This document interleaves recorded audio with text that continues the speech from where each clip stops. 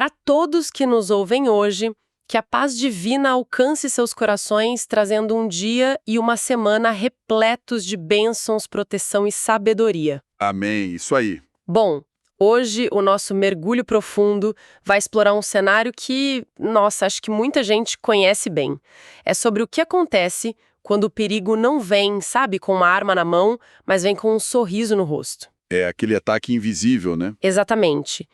Imagina a sensação de estar preso num ambiente onde cada palavra que é dita é, na verdade, uma armadilha, tipo, meticulosamente desenhada para destruir uma reputação. É aterrorizante pensar nisso. Muito. E olha, não estamos falando de um roteiro ou de um thriller corporativo moderno ou daquelas séries cheias de intrigas políticas.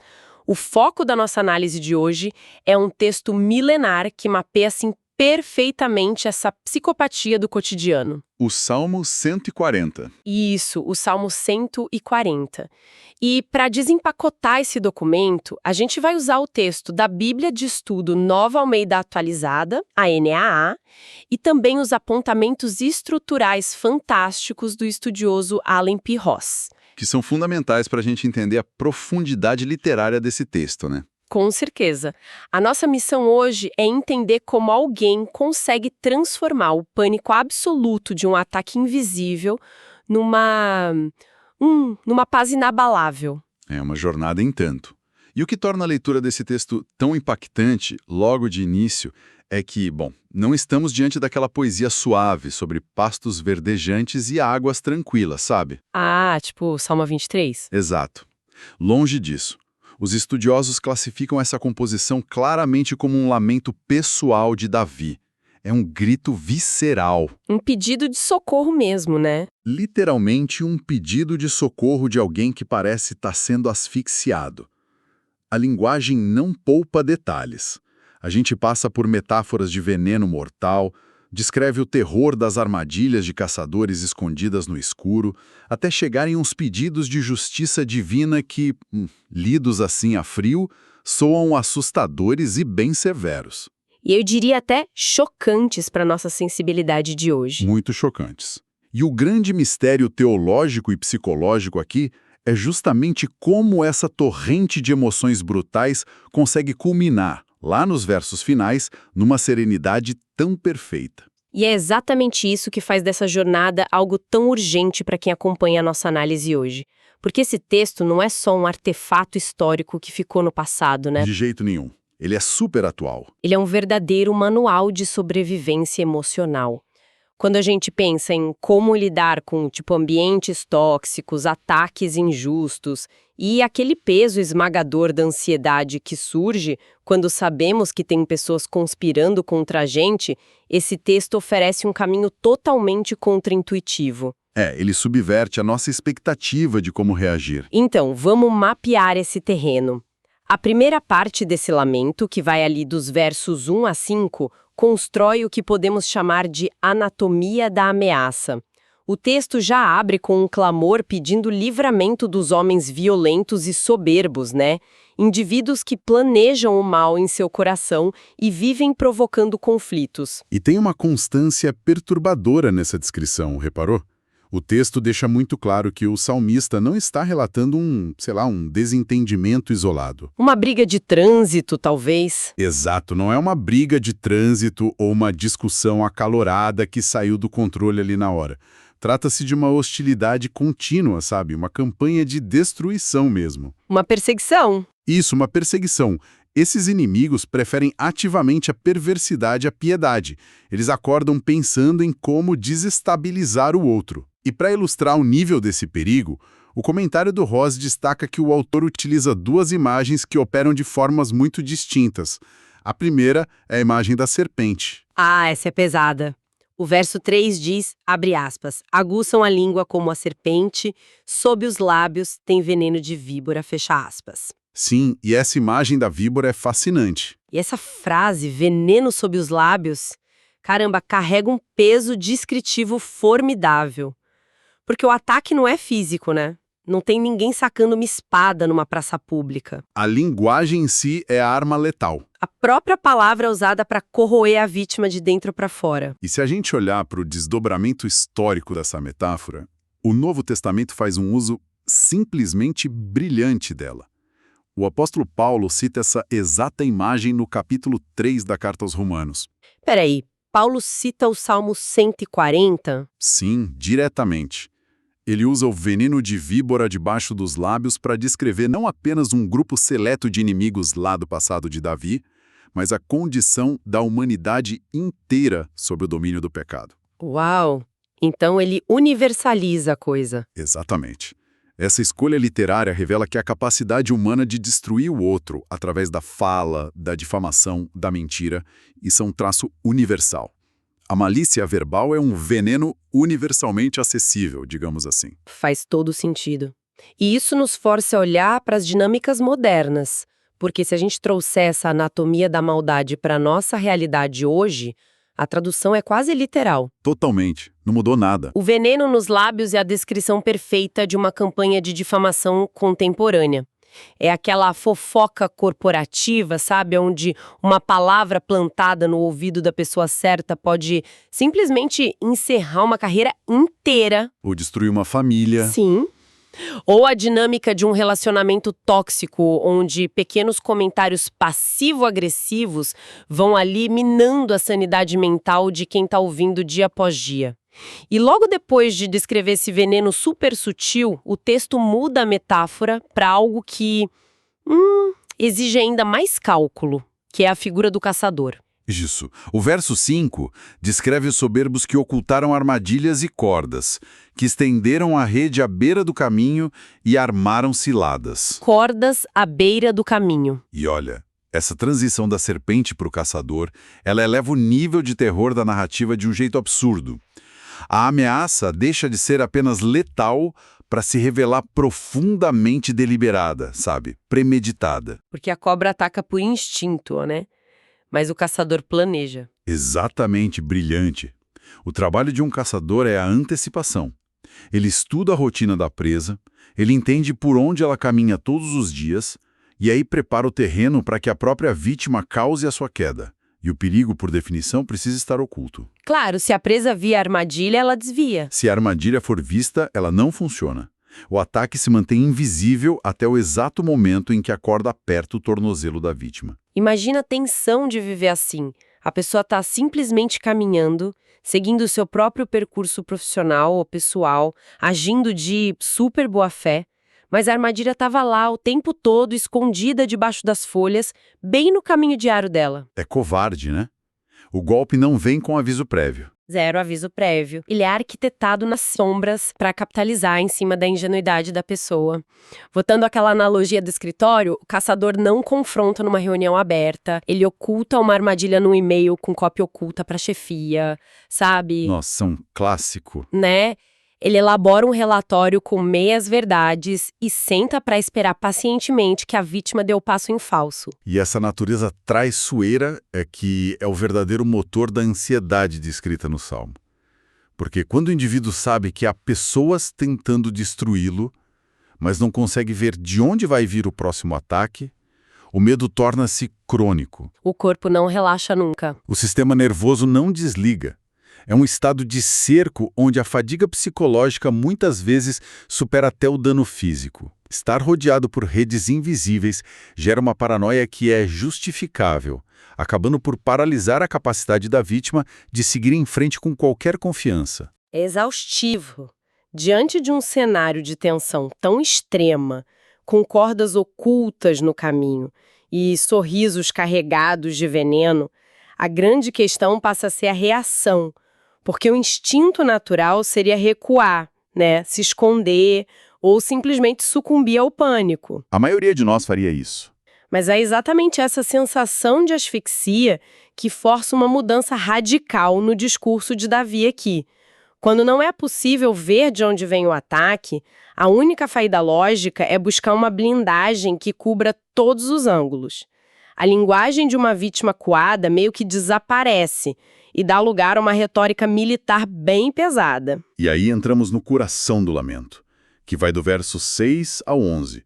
O salmista não apenas pede ajuda, tipo um favor, ele assume uma postura de combate espiritual mesmo. A declaração, digo ao Senhor, tu és o meu Deus. Atua como, assim, um firmar de posição no chão. Uma declaração de lealdade. Isso, e logo em seguida a metáfora da armadura entra em cena. Ele diz, ó Senhor Deus, força da minha salvação, tu me protegeste a cabeça no dia da batalha. E a escolha de mencionar a cabeça no dia da batalha, carrega um simbolismo brutal aí, né? Porque num combate corpo a corpo antigo, um ferimento num braço ou numa perna pode até incapacitar a pessoa, mas um golpe na cabeça é definitivo, é letal. É o fim da linha. Pedir a proteção da cabeça é reconhecer que os inimigos estão mirando não apenas em machucar, mas em aniquilar completamente a pessoa. E essa figura militar ilustra de forma magistral a necessidade de uma proteção divina que seja impenetrável. Porque, diante de uma maldade tão bem orquestrada, as defesas humanas falham. A rede do caçador é sutil demais para os nossos olhos mortais. Não dá. Portanto, a resposta correta, seguindo a lógica do Salmo e os apontamentos de Ross, é invocar um poder que mapeia o campo de batalha inteiro de cima. Ao dizer que a cabeça foi protegida, há uma apropriação pessoal de um escudo divino. Significa que o golpe fatal, aquele desenhado especificamente para destruir completamente a vida e a reputação do indivíduo, foi interceptado por uma força superior. Foi bloqueado. Exatamente. E é exatamente nesse ponto de intercepção que o texto dá uma guinada, assim, vertiginosa. Uma guinada que, sendo muito honesta aqui, causa um baita desconforto na nossa sensibilidade moderna. Os próximos versos são polêmicos. Muito. Após estabelecer Deus como esse escudo protetor, o autor não se contenta em apenas pedir que os inimigos se afastem e vão embora. Nos versos 9 e 10, a narrativa cruza uma linha de brutalidade impressionante. O tom muda completamente. Ele pede que a maldade dos lábios dos inimigos caia sobre eles mesmos, e aí veio o choque. Ele clama para que caiam sobre eles brasas vivas que sejam atirados ao fogo, lançados em abismos profundos, de onde nunca mais possam se levantar, e que o homem violento receba golpes sobre golpes. Estamos diante do que os teólogos e estudiosos literários classificam como imprecações. Sem dúvida, a parte mais desafiadora de qualquer leitura dos salmos imprecatórios. E, francamente, frequentemente a mais mal compreendida. A gente precisa pausar e desempacotar isso com o máximo de cuidado, porque isso levanta uma questão quase perturbadora para quem está ouvindo, né? Como podemos ler um texto que pede literalmente que fogo caia sobre a cabeça das pessoas e considerar isso um modelo de piedade? É uma excelente pergunta. Porque, à primeira vista, não parece justiça. Soa como uma vingança implacável. Sei lá, o delírio de um ego profundamente ferido que quer ver o sangue do outro escorrer de qualquer jeito. Como a teologia concilia essa fúria toda com a confiança numa divindade justa? Olha, essa perplexidade é totalmente justificada. Para decodificar esse dilema literário e ético, é essencial entender a mecânica por trás das imprecações, focando no propósito e no alinhamento desses pedidos. A chave aqui não é um ódio cego. Não é um surto de raiva. Não é. A chave é o princípio da correspondência. A linguagem parece brutal, porque a maldade que ela visa combater é brutal. O texto revela que os pedidos são rigorosamente desenhados para espelhar as ações dos inimigos. Ah, entendi. O salmista pede que o veneno que eles fabricaram se torne a causa de sua própria morte. O princípio operante é o da justiça retributiva. Quem cava uma cova para o inocente deve cair nela. Então há uma ironia poética muito fina operando aí. Não é o desejo de originar uma violência inédita, né? Tipo, inventar um novo método de tortura para quem fez mal. De forma alguma. É o clamor para que a própria malícia dele se torne o juiz. A violência pedida é, na verdade, um bumerangue. Perfeito. É exatamente a imagem de um bumerangue. E as imagens específicas que são utilizadas carregam um peso histórico imenso. Quando o salmista invoca brasas vivas caindo sobre os ímpios, qualquer leitor da época, familiarizado com os textos antigos, é imediatamente transportado para o livro de Gênesis, capítulo 19. Sodoma e Gomorra. Isso. É a memória direta do julgamento de Sodoma e Gomorra. Essas brasas vivas não são um delírio de raiva criativa de Davi. São a invocação de um precedente jurídico divino. Uau! Isso muda completamente o enquadramento da coisa toda. Porque invocar Sodoma e Gomorra não é dizer, estou com raiva e quero que o fulano queime. Não é pessoal. É fazer um apelo à Corte Suprema do Universo dizendo algo como, olha, há um câncer moral operando aqui, uma perversidade tão sistêmica e letal que se não for extirpada com a mesma força do passado, vai acabar contaminando a Terra inteira.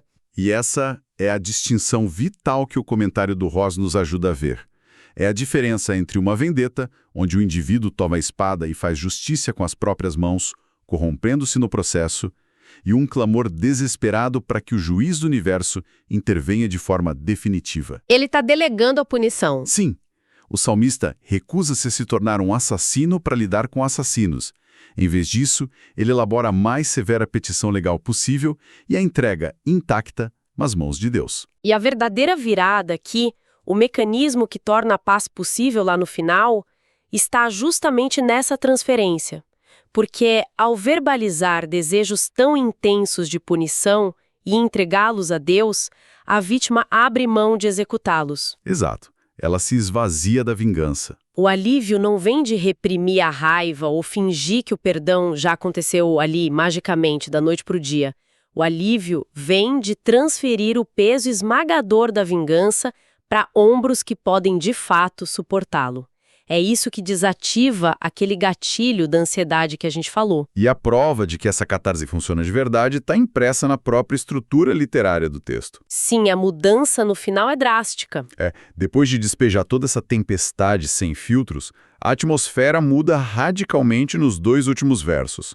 A mudança não é sutil, é uma transição, assim, abrupta e absoluta do caos para a ordem. Entrando na terceira e última sessão. Isso os versos 12 e 13, que marcam a resolução.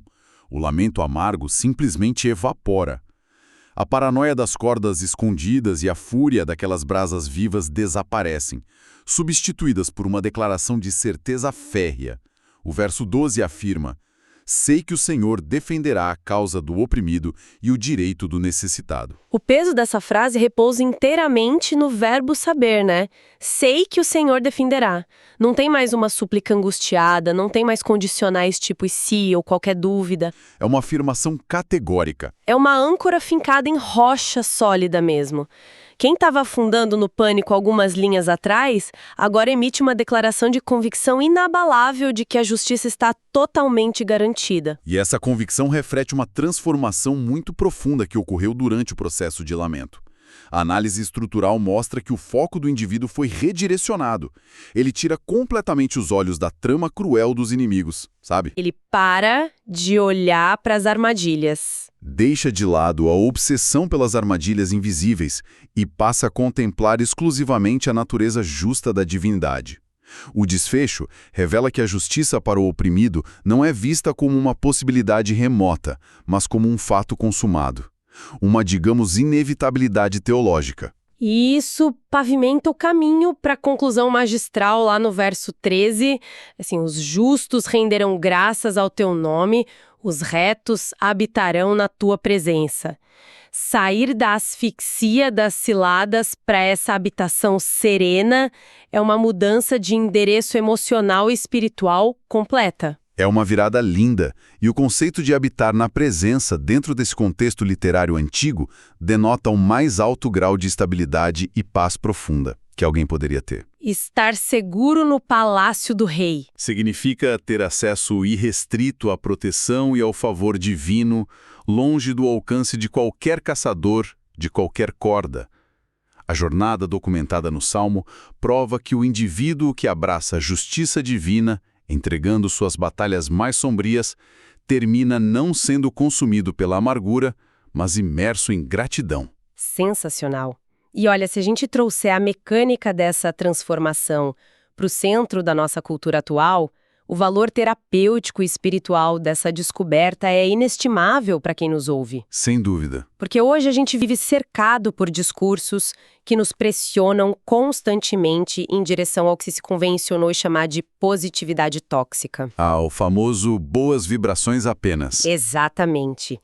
Quando enfrentamos injustiças no ambiente de trabalho, traições devastadoras na vida pessoal ou ataques crônicos à nossa integridade, o conselho padrão da sociedade tende a ser: mantenha o pensamento positivo, não deixe que isso baixe sua vibração. Ou o pior de todos, ignore e siga em frente. Sim. Ignore e siga em frente. Ou sorria apesar de tudo. É um conselho que, na prática, frequentemente atua como um veneno adicional na vida da pessoa. Porque exigir que alguém sorria enquanto está preso numa armadilha de caçador é invalidar completamente o sofrimento dela. É cruel. É muito cruel. Obrigar a supressão do medo e da raiva não elimina essas emoções. A psicologia cansa de nos dizer isso.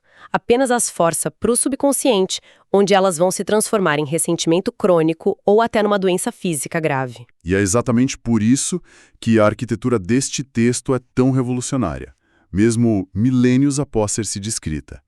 O Salmo demonstra, passo a passo, que tentar silenciar a dor ou fingir que o terror do caçador não existe é uma estratégia fadada ao fracasso. Não funciona. A resolução serena do verso 13, aquela confiança impenetrável que a gente leu, não caiu do céu por acaso. Ela foi conquistada. Ela foi o resultado direto e exclusivo da coragem de atravessar os versos anteriores. O autor teve a audácia de colocar em palavras as emoções mais feias, cruas e aversivas possíveis diante da divindade. E essa é a grande tese psicológica e espiritual do lamento, né? A verbalização do caos é o pré-requisito para o estabelecimento da ordem. Perfeito, é isso. Apresentar o terror absoluto diante das ameaças invisíveis e articular aqueles desejos vívidos de punição severa às brasas vivas não é um sinal de fraqueza espiritual, como muita gente poderia supor numa leitura superficial. De forma alguma. Pelo contrário, dentro dessa tradição literária, é um ato de extrema e brutal honestidade. É a transparência de quem se recusa a usar máscaras diante do absoluto. E é precisamente essa recusa em esconder as próprias fraturas que constrói a estrada pavimentada para a verdadeira paz. É um paradoxo, né? É um paradoxo lindo. O desespero cru, quando direcionado ao lugar certo, é o único material capaz de construir a ponte para a gratidão autêntica. O lamento é a ponte para a gratidão autêntica. Nossa, isso é poderoso. É muito fascinante observar como a trajetória de alguém que estava implorando para sobreviver a homens violentos culmina na imagem pacífica de habitar em segurança. O texto nos entregou um mapa completo de como a mente humana pode processar a angústia extrema, não a ignorando, mas dissecando-a e, em seguida, entregando a conta a quem, de fato, pode pagá-la. Exatamente. Entregando para o juiz. E tudo isso nos empurra para um pensamento final provocativo para nossa audiência, algo que ressoa muito além do texto antigo. Vamos lá. Em uma época que idolatra aparências perfeitas e soluções fáceis, onde somos constantemente bombardeados pela pressão de esconder nossos abismos sob uma fina camada de otimismo ensaiado, será que a verdadeira resiliência, a paz que nada pode abalar, só se manifesta quando finalmente temos a coragem de olhar para o nosso próprio caos e verbalizá-lo em voz alta, com a mesma honestidade brutal que encontramos no passado? Uma excelente pergunta para levar para a semana. Fica essa reflexão profunda para ecoar nos próximos dias. Que Deus abençoe todos os ouvintes.